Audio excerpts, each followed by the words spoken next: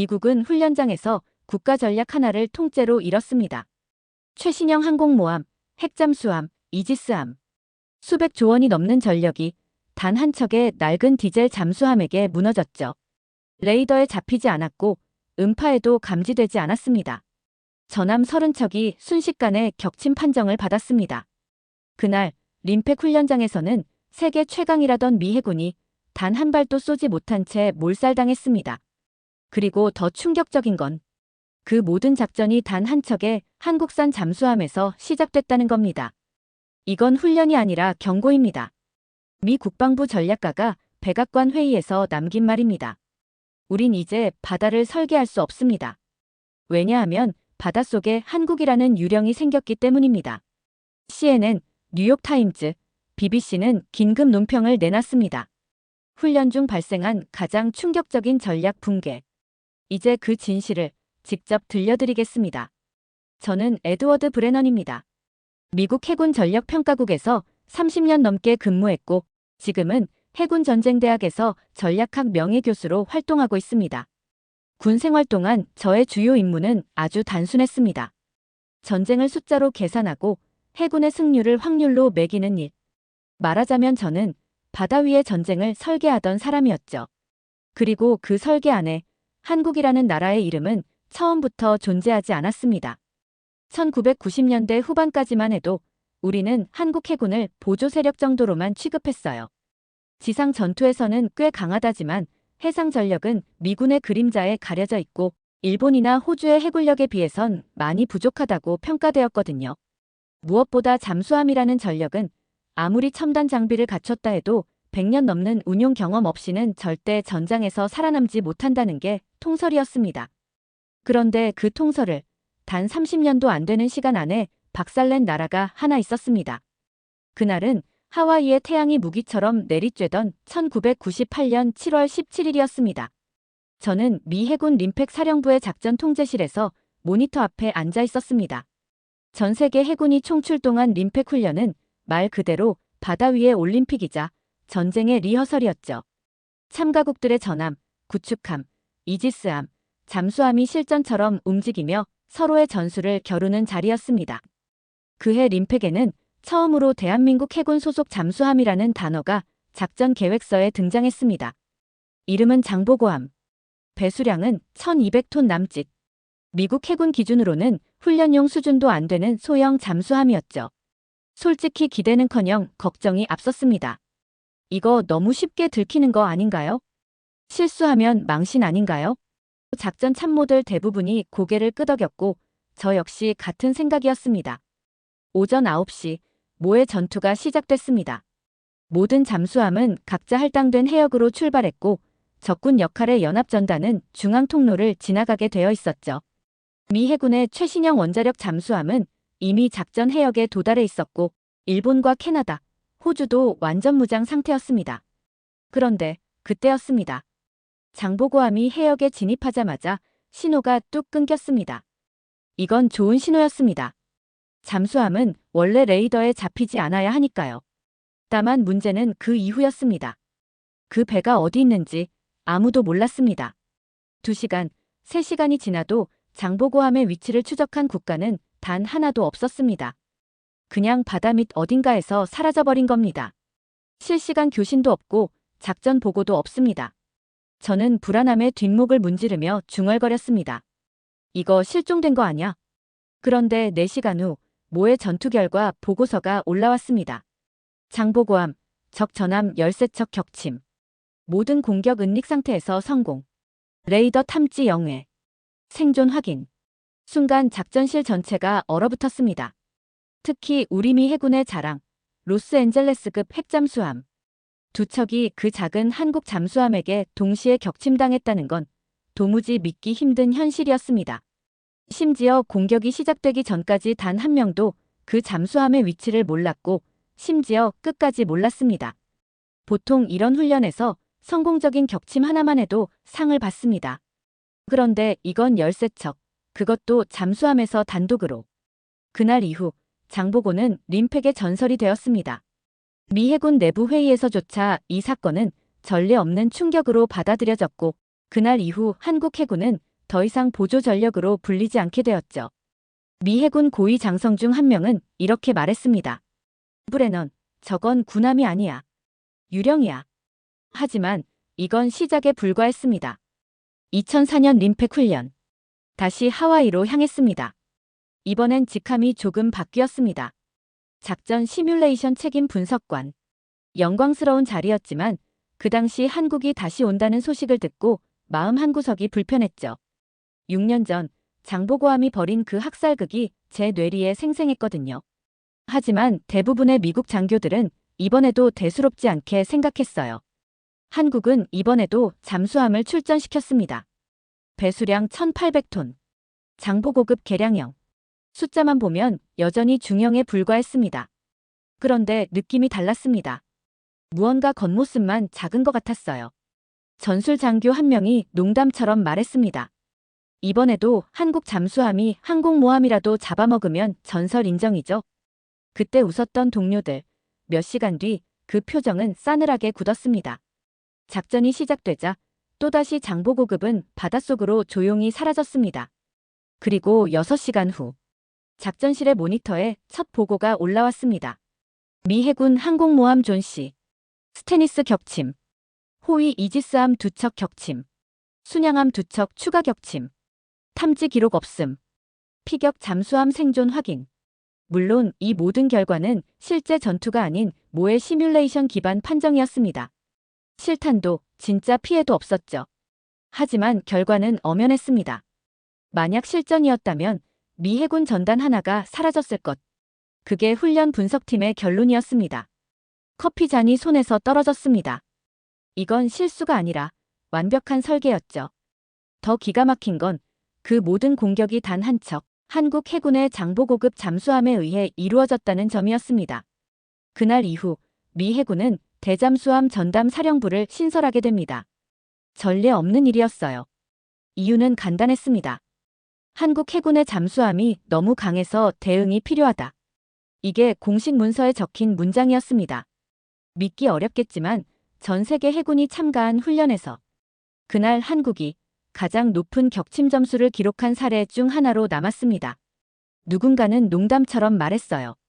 한국은 무기를 만든 게 아니고 바다의 전설을 만든 거야. 그날 밤 저는 혼자 호텔방에 앉아 이 말을 적어놨습니다. 우리가 잃은 건 함대가 아니라 자만이었다. 그리고 다음 날 처음으로 한국 해군의 전술 교범과 훈련 자료를 공식 요청했습니다. 자존심의 문제가 아니라 생존의 문제였거든요.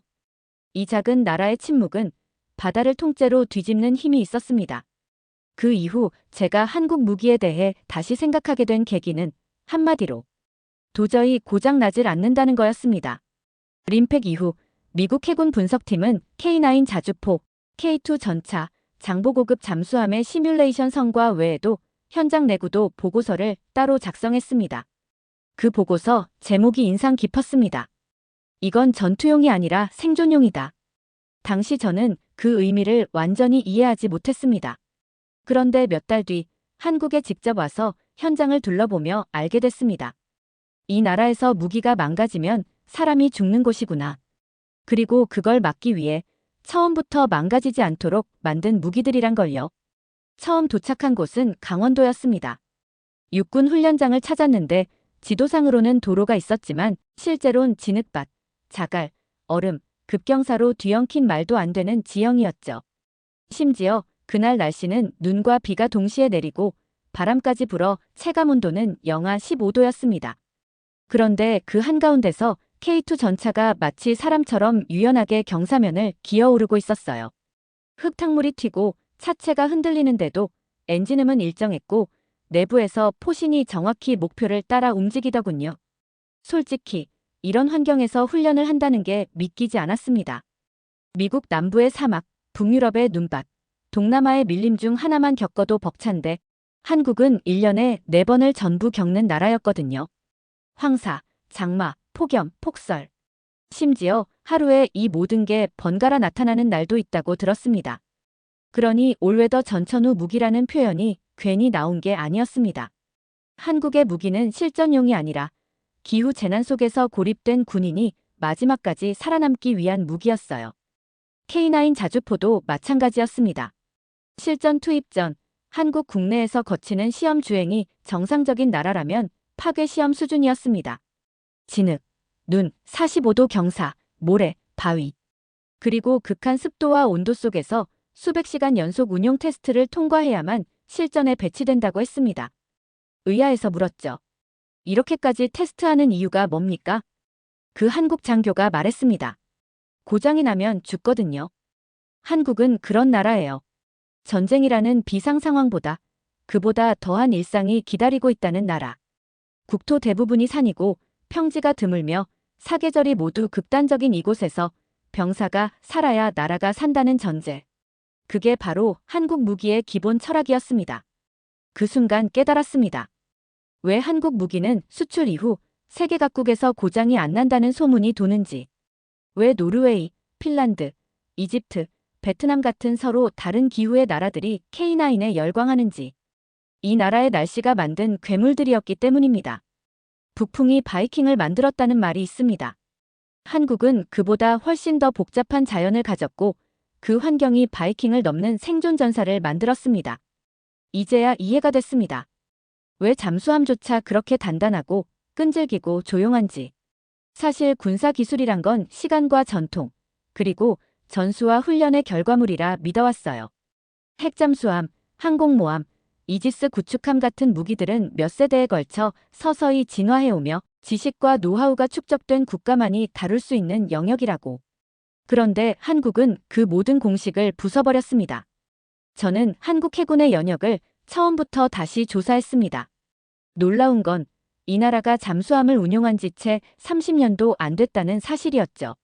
1991년 독일에서 209급을 도입하며 첫 발을 뗐고 1998년에는 림팩의 첫 참가, 그리고 불과 몇 년 만에 세계 최정상급 전투력을 시뮬레이션 상에서 입증해버린 겁니다. 도움 준 나라도 기술을 제대로 넘겨준 곳도 없었습니다. 오히려 핵잠수함은 만들지 말라는 국제적 압박만 더해졌죠. 하지만 한국은 묵묵히 혼자 배웠습니다. 경남 진해 해군기지에 처음 들어섰을 때 놀란 게 한두 가지가 아니었습니다. 건물은 낡았고 장교 숙소는 소박했으며 작전 상황실도 미국에 비하면 초라해 보였죠. 그런데 그 내부에서 움직이는 사람들은 하나같이 믿을 수 없는 속도로 움직이고 있었습니다. 그들이 갖고 있던 건 화려한 장비가 아니라 반복된 훈련과 공통된 목표의식, 그리고 무엇보다 실전을 전제로 한 사고방식이었습니다. 우리는 정답을 모르니까 매일 현장에서 정답을 찾아야 합니다. 한국 해군은 처음부터 모든 걸 스스로 실험하고 스스로 실패하고 그리고 그걸 스스로 다시 완성해 나가고 있었습니다. 장보고급 이후 손원 1급 디젤 잠수함은 독일 기술 도입 기반이긴 했지만 한국은 도입 직후부터 내부를 완전히 뜯어고쳤습니다. 냉각 시스템, 정숙성, 기동 센서, 어뢰 탑재 방식까지 모두 자체 설계로 바꿨고 결국 한국형 잠수함 체계라는 독립개발 체제를 만들어냈죠.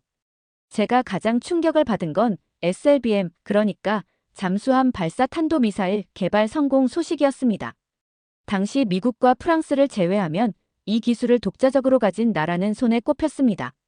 그런데 한국이 그것도 핵잠수함도 없이 디젤 잠수함에서 SLBM을 쏴 올렸다는 보고서를 처음 받았을 때 오보라고 생각했습니다. 하지만 그들은 진짜로 누구의 도움도 없이 그 기술을 현실로 만든 겁니다. 그리고 더 놀라운 건 그들이 그걸 자랑하지도 않는다는 사실이었습니다. 미국 같았으면 전 세계 뉴스에 대서특필하고 퍼레이드까지 열었을 겁니다. 그런데 한국은 말없이 보여줬습니다. 어느 날 훈련 시뮬레이션 후 해군 장교 식당에서 밥을 먹다가 젊은 장교 한 명에게 물었습니다. 이거 다 누가 가르쳐준 겁니까? 그는 젓가락을 멈추고 고개를 갸웃하더니 이렇게 말했어요. 우린 그냥 계속 해봤어요. 하다 보니까 되더라고요. 세계 최강의 해군도 이토록 단순하고 담백한 대답 앞에선 고개를 숙일 수밖에 없었습니다. 한국은 아직 핵무기를 갖고 있지 않습니다. 이건 제가 한국 해군 보고서를 처음 읽을 때 머릿속에 떠오른 기본 전제였죠. 그런데 문서를 한 장, 한 장 넘길수록 저는 이상한 느낌을 지울 수 없었습니다. 왜 이렇게 핵을 가진 나라처럼 느껴지는 거지? 그리고 곧 그 이유를 알게 됐습니다. 그들은 핵무기를 가지지 않았지만 핵을 대신할 모든 것을 갖추고 있었기 때문입니다. 한국은 세계 최강의 탄도미사일 중 하나인 현무5를 보유하고 있습니다.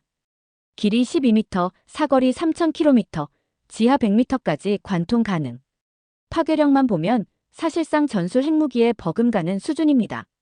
게다가 이 괴물 같은 무기를 해상 플랫폼에서 쏘아 올릴 수 있다는 사실을 알았을 때 제 손이 떨렸습니다. 정밀하게 날아가 소리 없이 적의 심장을 찌르는 바다 위의 저격수, 즉 스나이퍼였던 겁니다. 그리고 그 스나이퍼가 누구냐고요? 바로 한국 해군 잠수함이었습니다. SLBM, 잠수함 발사 탄도미사일. 한국은 이 기술을 세계에서 5번째로 독자 개발에 성공했죠. 그런데 그걸 디젤 잠수함에서 쐈다는 게 더 놀라운 일입니다. 보통 SLBM은 원자력 잠수함에서만 운용하는 시스템인데 한국은 핵잠이 없어도 그럼 우리가 어떻게든 만들어 볼게요라는 식으로 밀어붙였고 결국 성공해버렸습니다. 그리고 더 놀라운 건 이 미사일들이 갖는 철학적 개념이었습니다. 한국은 자국의 미사일을 먼저 쏘는 무기가 아니라 뒤에서 복수할 수 있는 무기로 설계했다고 하더군요. 즉, 전면전이 벌어지더라도 초기 피해를 감수하면서도 반드시 적의 핵심을 반격할 수 있는 미사일 전략 체계를 갖췄다는 겁니다. 이건 기술이 아니라 죽더라도 너는 반드시 따라오게 하겠다는 생존 본능의 발현이었습니다. 한국 해군 관계자에게 직접 물어본 적이 있었습니다. 왜 이렇게까지 미사일을 발달시키셨습니까? 그가 한참을 망설이다 말했습니다. 우린 살아야 했거든요. 그 말이 머릿속에서 떠나질 않습니다. 누구도 도와주지 않았던 시절, 자신들을 겨눴던 미사일들 사이에서 끝까지 자기 손으로 맞받아칠 수 있는 무기를 만든 나라. 그게 지금의 한국이었고 그 무기의 정점이 바로 한국 해군이었습니다. 왜 이들이 침묵 속에서 전투를 시작하고 왜 바다 위에 스나이퍼라는 별명을 얻었는지. 그건 기술 때문이 아니라 누구도 도와주지 않았던 그 시간들을 기억하는 집단의 유일한 방식이었기 때문입니다. 저는 평생 전쟁은 준비된 자의 승리라고 믿어왔습니다.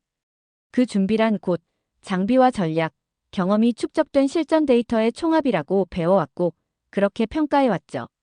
그런데 한국 해군은 모든 전제를 또 한 번 깨버렸습니다. 2022년 림팩.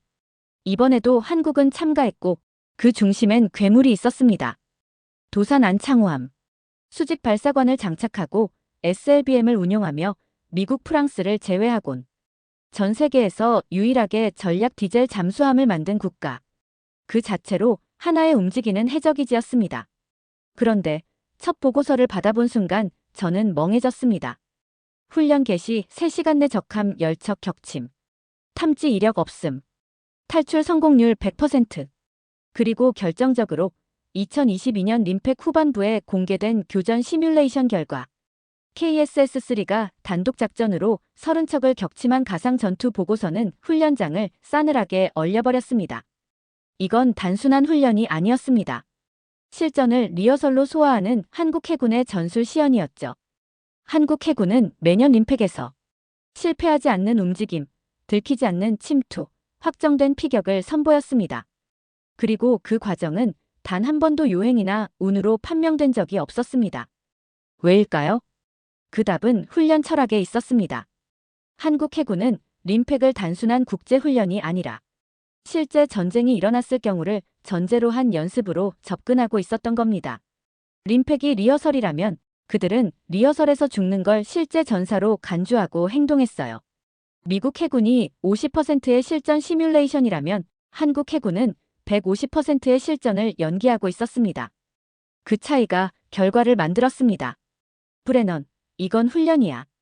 한국이 잘하긴 했지만 현실은 달라. 동료가 그렇게 말했을 때 저는 말없이 고개를 저었습니다. 아니, 현실은 이미 한국 해군 쪽에 더 가까워지고 있어. 실전과 훈련의 경계가 사라진 그 순간 한국 해군은 실제보다 더 실제 같은 전술을 완성하고 있었던 겁니다. 이건 시뮬레이션이 아니었다. 이건 경고였고 선언이었다. 한국 해군은 전쟁이 아니라 전쟁 직전의 시간까지 이미 장악하고 있다. 그게 더 무서웠습니다. 왜냐하면 실전을 기다리는 상대보다 실전을 이미 살아낸 듯 준비된 상대가 더 위협적이니까요. 그리고 그날 이후 전략이라는 단어보다 습관이라는 단어를 더 두려워하게 됐습니다. 한국 해군은 전략이 아니라 습관처럼 실전을 준비하고 있었습니다. 작년 초 워싱턴 DC의 전략국제문제연구소 세미나에 참석한 저는 뜻밖의 장면을 목격했습니다. 주제는 중국의 대만 침공 시나리오였고 전직 미 해군 제독, 일본 방위성 관계자, 그리고 나토 정보 분석가까지 자리를 함께하고 있었죠. 그런데 발표자의 슬라이드에서 한국 해군이 작전 첫날 대만 해협에 진입하면 이라는 문장이 뜬 순간 회의장 분위기가 바뀌었습니다. 그 안에는 이미 누가 가장 먼저 막을 수 있는가에 대한 결론이 담겨 있었죠. 중국의 대만 침공 시 가장 중요한 건 속도입니다. 180km 남짓한 해협을 건너 대만 본토의 병력을 상륙시키기까지 단 하루도 허비할 수 없는 게임이죠. 그 짧은 바다, 그 얕은 수로를 장악하는 쪽이 전쟁을 승리로 이끈다는 사실은 누구보다도 중국과 미국이 잘 알고 있습니다. 하지만 거기에 한국의 디젤 잠수함들이 침투해 있다면 그 시나리오 하나만으로 중국의 속전속결 전략은 처음부터 붕괴되는 구조였습니다. 전문가들은 이렇게 말했습니다. 한국의 잠수함은 바다의 스나이퍼다. 그들은 발각되지 않고 먼저 쏘고 아무도 그 자리를 찾지 못한다. 그리고 무엇보다 중요한 건 한국 해군이 막을 수 있다가 아니라 실제로 막을 준비가 되어 있다는 점이었습니다. 릴레이처럼 전개되는 작전들, SLBM 운용 가능성, 도산 안창호급의 침투력, 그리고 수면 아래 깔린 감시망과 전자전 기술. 그날 발표된 헤리티지 재단 보고서엔 이렇게 적혀 있었습니다. 중국은 한국 해군과 직접 교전하지 않더라도 한국 잠수함의 존재 자체가 그들의 전략을 지연시킬 것이다. 이는 전면전이 아닌 심리적 방어선을 의미한다. 보고서가 끝나고 제 옆에 앉아있던 일본 자위대 장교가 속삭였습니다. 우린 미사일보다 한국 잠수함을 더 경계합니다. 도대체 어떤 나라가 실전도 치르지 않고 세계 3대 군사강국이 느낄 정도의 실체 없는 공포를 만들어냈을까? 그리고 그 답은 너무도 명확했습니다. 한국은 자신이 약했을 때를 절대 잊지 않은 나라였기 때문입니다. 한때 한반도 바다는 제국주의 함대의 놀이터였습니다. 그 기억을 가진 이 나라는 적이 바다에 들어서는 순간 그 바다는 지옥이 되어야 한다는 철학을 바탕으로 해군을 설계한 거죠. 잠수함 하나가 보이지 않는 바다를 통제하고 그 통제가 180km 해협을 막아세우고 그 해협의 막힘이 전쟁 전체의 판을 흔든다는 것. 그 단순한 등식 하나가 지금 중국의 전략가들을 가장 곤혹스럽게 만들고 있었습니다. 그리고 저는 알았습니다. 미국도 일본도 아닌 한국이 이 전쟁의 서막을 통제하게 될 가능성이 가장 높다는 사실을. 왜냐하면 한국은 적의 무기보다 적의 움직임을 먼저 계산하는 나라였거든요. 그날 회의가 끝나고 호텔방에서 이렇게 메모했습니다. 한국 해군은 세계 유일의 방어적 기습 전력을 가졌다. 그들은 먼저 쏘지 않는다. 하지만 늦지도 않는다. 적이 움직이기 전부터 이미 자리를 잡고 있었다. 처음엔 그저 숫자였습니다. 위협도 변수도 아닌 하나의 참가국으로만 봤죠. 전 세계 해군 전략가들이 수치를 비교하고 항모 전단을 설계할 때 한국이라는 이름은 늘 괄호 안에 들어 있었습니다. 보조전력, 지원국, 동맹의 보조적 존재, 그게 제가 생각한 한국이었습니다. 그런데 지금 저는 그 괄호 안에 있던 나라 앞에서 고개를 숙입니다. 왜냐하면 저는 그 나라가 만든 유령을 봤기 때문입니다. 레이더에 잡히지 않고 움직임도 포착되지 않으며 심지어 정보기관도 위치를 특정하지 못한 존재들. 그들이 조용히 물속을 가르고 기회가 오면 소리 없이 치명상을 입히고 사라지는 방식. 그것이 저를 무릎 꿇게 만들었습니다. 전략가로서의 자존심이 처음으로 부서진 건 1998년 림팩 훈련이었습니다. 모이라서 괜찮다고. 아니요, 괜찮지 않았습니다. 그날의 격침은 숫자가 아니라 너희는 우리를 보지 못했고 앞으로도 보지 못할 것이다라는 그들의 선언이었습니다. 그리고 그 이후 저는 한국을 이해하려 애썼습니다. 왜 이렇게까지 조용한가? 왜 이렇게까지 정확한가? 왜 이렇게까지 무너지지 않는가? 그 해답은 장비도 아니고 기술도 아니었습니다. 이 나라는 수많은 전쟁을 겪었습니다. 그중 절반 이상이 바다에서 밀리고 시작된 참극이었죠. 강제병합도, 전쟁도, 외세의 침탈. 그래서 그들은 결심했을 겁니다. 다음 전쟁이 바다에서 시작된다면 우린 바다를 지배하고 있어야 한다. 도산 안창호급을 처음 마주했을 때 회색 강철이 아니라 조용히 울고 있는 국가의 영혼을 보는 느낌이었습니다. 지금은 미국도, 일본도, 유럽도 알고 있습니다. 이제 한국은 전장의 시작을 통제할 수 있는 국가라는 걸요. 이제 그들은 더 이상 유령이 아닙니다. 그들은 바다 그 자체입니다. 지금도 저는 바다 지도를 볼 때 자동으로 한반도 주변 수역을 따로 체크하게 됩니다. 누가 명령하지 않았고 누가 가르쳐 준 것도 아닙니다. 그냥 기억하게 됐습니다. 두 번째 사연 시작합니다. 전 세계 어디를 뒤져봐도 한국만큼 다양한 나라는 없습니다. 그런데 그 다양성은 사치도 과잉도 아닙니다. 그건 살아남기 위해 무엇이든 먹어야 했던 시절의 흔적이고 잊지 않기 위한 기억이며 이 민족이 끝내 지켜낸 자존심입니다. 그런데 수십 개국의 음식 문화를 연구한 한 외국인 전문가가 한국에 대해 이렇게 말했습니다. 한식은 세계적인 미식이라 보기 어렵죠. 그 말 한마디로 한국인들의 심장을 건드렸고 수많은 이들이 분노했습니다. 하지만 그 누구도 감정적으로 대응하지 않았습니다. 그 대신 그녀를 초대했습니다. 수많은 밥상과 만남을 거쳐 그녀가 내린 마지막 결론은 단 하나였습니다. 한국인들에게 음식은 생존의 흔적이자 기억의 파편이고 함께 살아남은 이들이 공유하는 감정의 조각들이었습니다. 대체 무슨 사연인지 오늘 사연 바로 시작하겠습니다. 저는 에밀리아 브라운입니다. 런던 대학교 음식문화연구소에서 15년간 전 세계 전통 음식과 식문화를 연구해왔죠. 단순한 요리법이 아니라 음식을 통해 사람과 사회가 어떻게 연결되는가에 관심을 두고 지금까지 35개국을 방문하며 다양한 음식 문화를 기록했어요. 그런데 이상하게도 한국은 늘 다음 기회로 미뤄졌던 나라였죠. 김치, 된장, 고추장 같은 단어들은 익숙했지만 애매하고 추상적인 이미지로만 남아있었거든요. 그러던 어느 날 BBC 방송 인터뷰에서 평소처럼 무심코 말했던 게 문제가 됐어요. 한식이 유행인 건 일시적일 거예요. 김치는 흥미로운 발효식품이지만 아직 세계적인 미식이라 부르기엔 지역성이 강한 음식이죠. 평범한 학술적 평가였다고 생각했는데 반응이 예상 밖이었어요. 이틀 만에 제 인터뷰 영상이 SNS에서 퍼졌고 서구 중심의 편견, 한식 비하라는 비판이 쏟아졌죠. 댓글들이 정말 인상적이었습니다. 한국 와서 밥 한번 제대로 먹어보면 그런 말 못할 텐데. 한식의 깊이를 모르면서 평가하지 마라. 뭐가 그렇게 예민하신가 싶었어요. 세계 각국 음식에 대한 비평은 늘 있어왔고 저도 그렇게 해왔던 사람인데 말이죠. 하지만 묘하게 거슬렸던 건 그들의 자신감이었어요. 화난 듯 보이면서도 확신에 찬 댓글들. 내가 틀렸다는 걸 우리는 너무 잘 안다는 뉘앙스였달까요? 며칠 후 의외의 메일이 도착했어요. 한국한식진흥원의 공식 초청장이었죠. 한국 음식문화 현장 체험 프로그램에 초대한다는 내용이었는데 처음엔 장난인가 싶었어요. 그런데 한 문장이 눈에 확 들어왔습니다. 한식을 평가하고 싶으시다면 먼저 진짜 한국인의 밥상을 보셔야 합니다. 이건 명백한 도전장이었어요. 그리고 저는 도전을 거절하지 않는 타입이죠.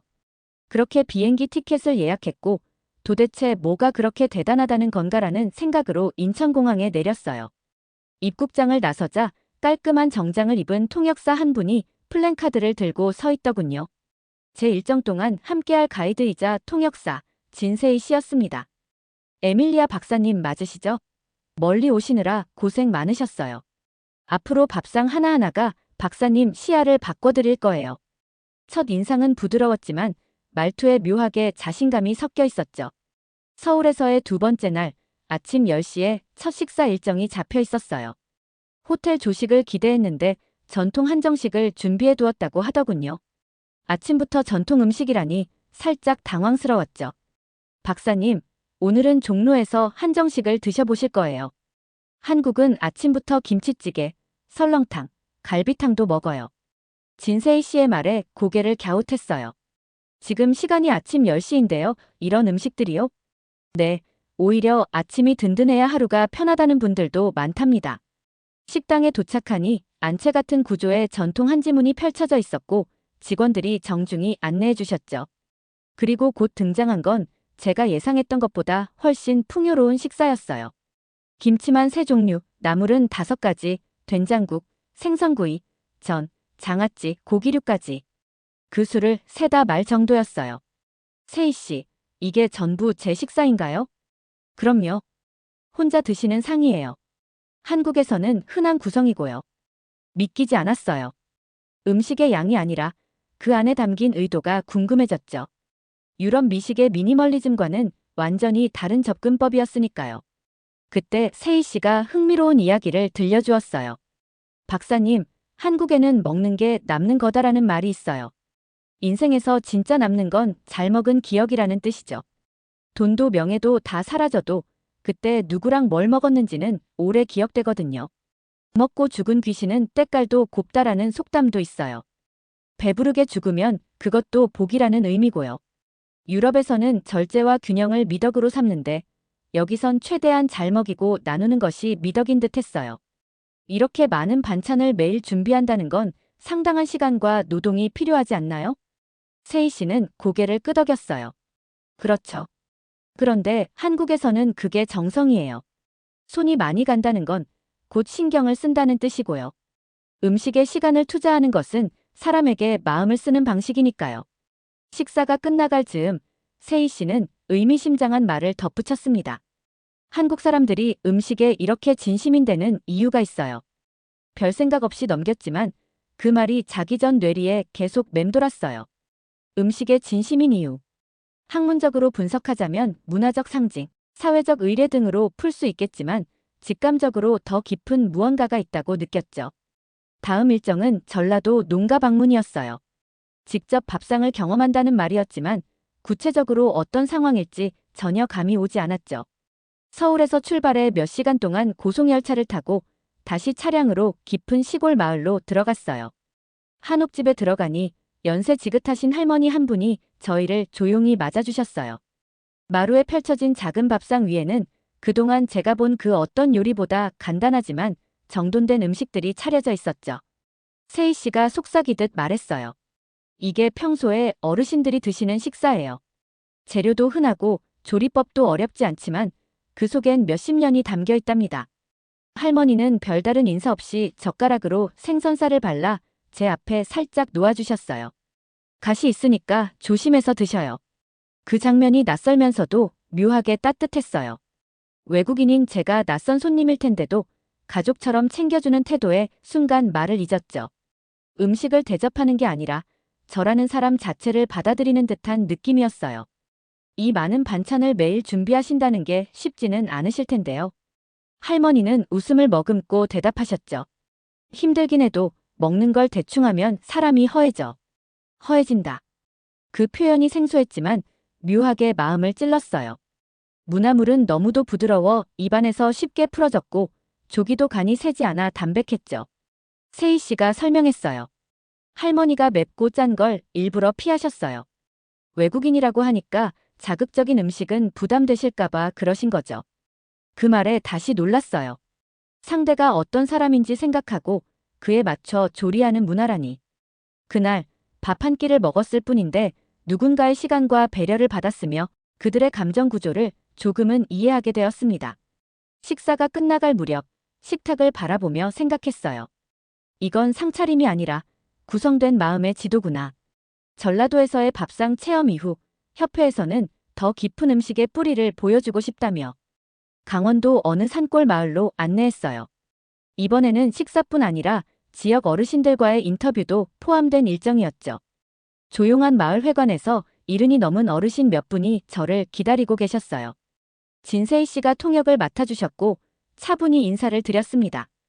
할아버지 한 분께서 잔기침을 하시더니 말씀을 시작하셨어요. 우린 근 50년 빼고는 늘 굶어왔지요. 지금 젊은 사람들은 몰라. 풀뿌리까지 캐먹었던 시절이 있었다는 걸.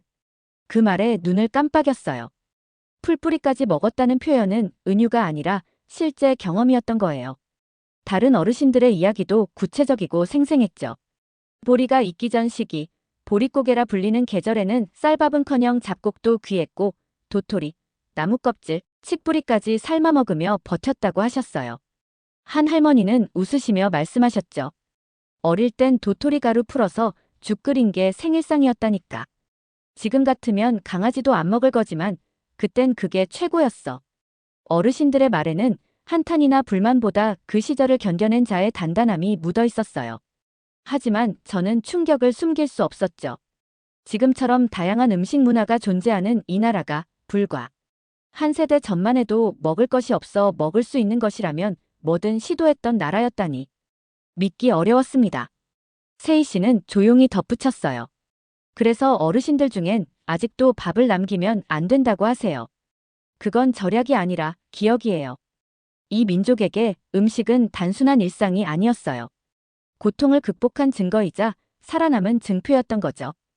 왜 한국에 그렇게 많은 종류의 김치가 존재하고 왜 나물, 장아찌, 젓갈이 발달했는지 이제는 이해할 수 있었어요.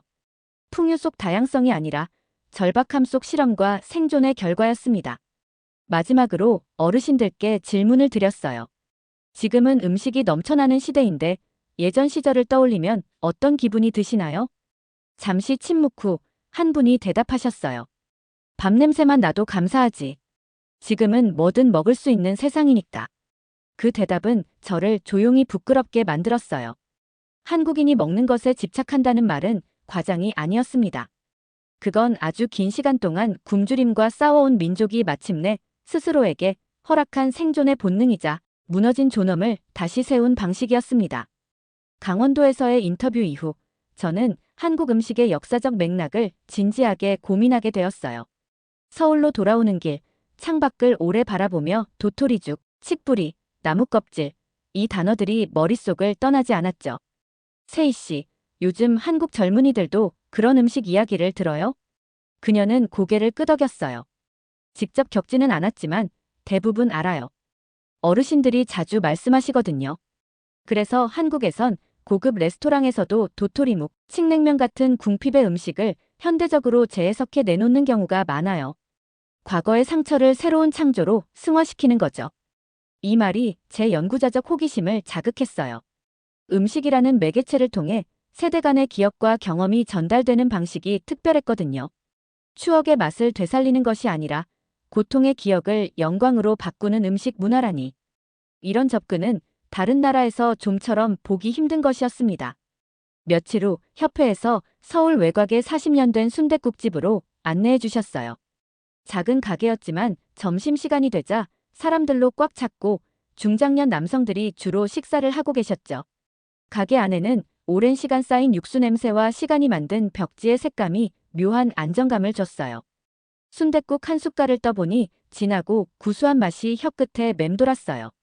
간은 세지 않았지만 묘하게 계속 손이 가는 맛이었죠. 그때 옆 테이블에서 한 어르신이 하신 말이 귀에 들어왔어요. 음식 남기는 거 아니야. 그 순간 다시 한번 깨달았어요. 한국인들이 음식에 집착하는 이유는 맛을 추구해서가 아니었습니다. 그건 과거에 충분히 먹지 못했던 시절이 만든 집단적 기억, 생존의 본능, 그리고 일종의 회복 욕구였어요. 세희 씨는 말했죠. 아직도 우리나라에선 밥은 먹고 다니냐? 라는 말이 인사처럼 쓰여요. 단순한 안부가 아니라 살아있느냐는 의미예요. 그 말이 무겁게 느껴졌어요. 한 나라의 인사말이 밥을 먹었느냐라는 건 그들이 얼마나 오래 굶주림을 기억해왔는지 보여주는 증거였습니다. 왜 이 나라는 밥상에 그렇게 많은 반찬을 올리고 왜 음식을 남기지 않으려 애쓰며 왜 먹는 것 하나에도 감정이 담기는지 이제는 이해할 수 있었어요. 한국 음식의 다양성은 선택의 결과가 아니라 강요된 궁핍 속에서 생존하기 위한 무수한 시도들의 총합이었던 거죠. 그러다 보니 자연스럽게 지금의 발효, 절임, 건조, 삶기, 굽기, 찌기 같은 수많은 조리 기술이 정립된 것이고 그렇기에 한국인에게 음식은 존엄 회복의 과정이자 살아남은 나 자신에게 주는 보상 같은 것이었어요. 서울에서의 일정이 일주일을 넘기면서 한식이 세계에서 보기 드문 복합 문화라는 확신이 강해졌어요. 그동안 수많은 전통 음식을 직접 맛보며 문득 궁금해졌죠. 도대체 한국엔 음식이 몇 가지나 있는 걸까? 진세희 씨에게 이 질문을 던졌더니 그녀는 잠시 고민하다 대답했어요. 숫자로 정확히 말하기는 어려워요. 김치만 해도 종류가 200가지가 넘거든요. 지역마다, 계절마다, 재료마다 다 달라요. 200가지 김치라니. 이 말에 멍해졌어요. 김치 하나만으로 그렇게 많은 변주가 존재한다면 전체 한식의 세계는 상상을 초월하는 규모였습니다. 음식문화 연구자로서 35개국의 전통 식문화를 접했지만 음식의 폭이 깊이까지 연결된 사례는 처음이었어요. 나물의 경우만 해도 계절별로 완전히 달랐습니다. 봄엔 쑥, 냉이, 달래, 고들빼기, 방풍나물. 여름엔 가지, 호박잎, 아욱, 깻잎, 참나물. 가을에는 고사리, 도라지, 취나물, 곤드레까지. 각 식물의 수확 시기, 손질 방법, 조리법, 저장 방식도 모두 달랐어요. 전통적인 한국의 부엌에서는 요리사가 아니라 음식의 연금술사가 되어야 하는 듯 했어요. 식재료를 변형시키고 발효하고 보존하는 모든 과정이 계절과 환경에 맞춰 조율되었거든요. 이건 조리 기술이 아니라 자연과 대화하는 방식이었죠. 된장 하나만 해도 지역마다 맛이 완전히 달랐어요. 서울에서 먹었던 된장찌개와 전라도의 된장국은 맛이 전혀 달랐고 경상도에선 매운 청양고추가 들어가 더 강한 맛을 냈죠. 강원도에선 된장에 감자를 넣어 담백함을 강조했고요. 간장도 진간장, 조선간장, 양조간장, 발효간장 등 종류가 다양했으며 어떤 요리에 어떤 간장을 써야 하는지도 명확했어요. 이런 구조는 외국인에겐 진입장벽처럼 느껴질 수 있지만 동시에 음식 문화의 완성도와 깊이를 증명하는 지표였습니다. 많이 만든 것이 아니라 오랜 시간 공들여 다듬어낸 문화였으니까요. 한 번은 세희 씨가 한국 전통주에 대해 설명해줬어요. 막걸리, 청주, 동동주, 약주, 과주. 각 술마다 쓰임과 철학이 달랐죠. 특히 인상적이었던 건 발효식품과 술의 연관성이었어요. 술도 발효식품이고 김치, 된장, 간장도 발효식품이에요. 한국인들은 미생물과 함께 문화를 만들어 왔다고 볼 수 있죠. 그 말이 제 연구자적 감각을 자극했어요. 여러 문화권에서 발효식품을 발견할 수 있지만 한국처럼 발효가 음식 문화의 중심에 선 경우는 드물었거든요. 발효는 우연이 아니라 생존을 위한 필수 전략이었고 그 과정에서 독특한 맛의 스펙트럼이 발달한 거였죠. 노트북을 열고 한국 음식의 조리 범주와 변형, 양상이라는 주제로 메모를 정리하면서 한 문장을 조용히 적었어요. 한식은 지역과 시간, 기억과 생존, 사계절과 정서가 동시에 발효된 민족의 총체적 산물이다. 이 문장은 논문 제목으로도 충분할 것 같았습니다. 한식의 복잡하고 방대한 세계를 조금 이해하게 되자 자연스럽게 다음 질문이 떠올랐어요. 그렇다면 지금의 한국인들은 이 복잡한 음식 문화를 어떻게 일상에서 이어가고 있을까? 세희 씨는 서울의 한 주거지 인근 조용한 골목 끝에 위치한 작은 백반집을 추천해 주었어요. 현대식 도시 구조 속에서도 전통 밥상을 그대로 지켜내고 있는 곳이에요. 오늘은 여기서 일상의 밥상을 보시면 될 것 같아요. 점심시간이 되자 회사원들, 중장년 여성들, 노인들까지 다양한 사람들이 식당으로 들어왔고 종업원은 손님들의 얼굴을 일일이 기억하는 듯 했어요. 식탁에 앉자 말이 필요 없는 한 상이 순식간에 차려졌습니다. 된장국, 계란말이, 콩나물 무침, 고등어 조림, 묵무침, 배추김치. 특별한 음식은 없었지만 하나도 허투루 나온 것이 없었어요. 현대적 생활 속에서도 전통의 밥상이 살아 숨쉬고 있다는 게 놀라웠죠. 이렇게 다양한 반찬을 매일 먹는다는 게 한국에선 정말 일상인가요? 세희 씨는 고개를 끄덕였어요. 특별한 날이 아니어도 이런 밥상은 익숙한 풍경이에요. 그게 한국인이 밥상을 대하는 방식이고요. 숟가락을 들다가 문득 깨달았어요. 지금 제 앞에 놓인 이 밥상이 그저 식사의 수단이 아니라 가족이라는 구조, 세대 간의 연결, 그리고 한국인의 일상 정서 자체를 구현하고 있다는 사실을요. 옆자리에서 중년 남성이 묵무침을 가리키며 말했어요. 이거 우리 엄마가 하던 맛인데. 그 짧은 한마디에서 음식이 기억을 소환하는 매개체라는 것을 다시 한번 느꼈습니다. 한국의 밥상에는 늘 누군가의 손이 닿아 있었고 그 손에는 시간과 사랑, 그리고 반복된 기억이 깃들어 있었어요. 서구권에서는 식사가 점점 개인화되는 추세인데 한국에서는 여전히 밥상을 통해 공동체적 감각을 유지하고 있다는 점이 놀라웠습니다. 맥도날드와 스타벅스가 즐비한 서울 한복판에서도 여전히 밥과 국과 반찬이 있는 한 상의 구조가 살아있는 거였죠. 한국은 외식 문화가 굉장히 발달했지만 그 외식의 중심에도 집밥의 개념이 있어요. 세희 씨의 설명이 흥미로웠어요. 아무리 바쁘고 현대화된 사회라도 밥상의 정서는 유지되고 있는 셈이죠.